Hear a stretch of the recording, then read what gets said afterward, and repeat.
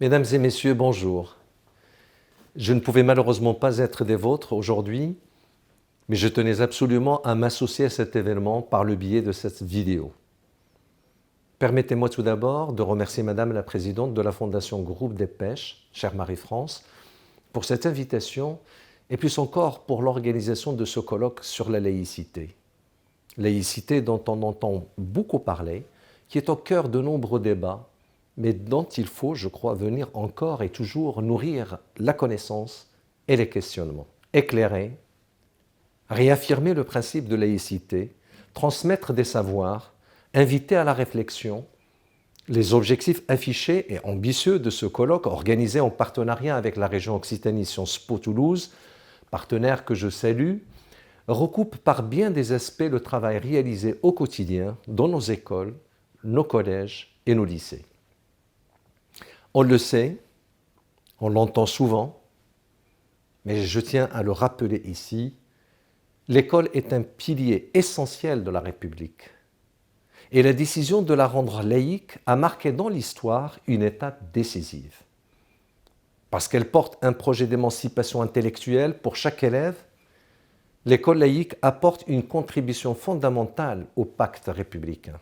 Au cours des dernières années, marquées par de tragiques événements, depuis les attentats commis à Montauban et Toulouse en 2012 jusqu'à l'assassinat de notre collègue Samuel Paty, nous avons considérablement renforcé nos actions en faveur de la défense, de la promotion et de la transmission des valeurs humanistes et démocratiques. Nous avons tenu très tôt à assurer l'ensemble des personnels et des usagers de l'école du soutien inconditionnel de l'institution face aux atteintes aux valeurs de la République et à la laïcité.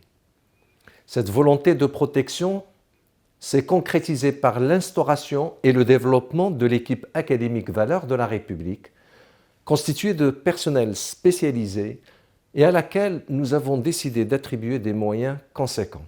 De plus, la volonté du ministre de l'Éducation nationale, de la Jeunesse et des Sports d'instaurer un carré régalien dans chaque académie marque une étape supplémentaire dans la prise en charge des problèmes d'atteinte aux valeurs de la République, mais également de harcèlement, de cyberharcèlement, de violences scolaires, de radicalisations idéologiques et de dérives sectaires. Cette action résolue pour la défense des valeurs de la République prend également corps dans un plan de formation d'une ampleur inédite, annoncé par le ministre en cette rentrée et qui concerne dans notre académie 57 000 personnels.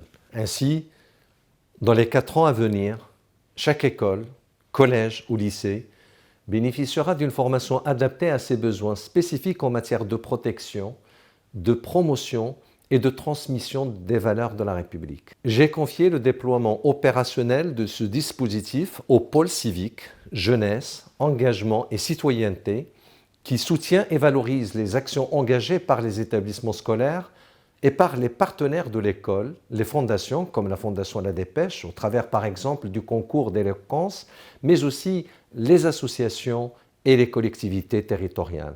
Car l'ambition de l'école ne se limite pas à faire respecter la laïcité et les valeurs de la République, elle vise à permettre à chaque élève de se les approprier pleinement en s'engageant dans une démarche d'émancipation intellectuelle.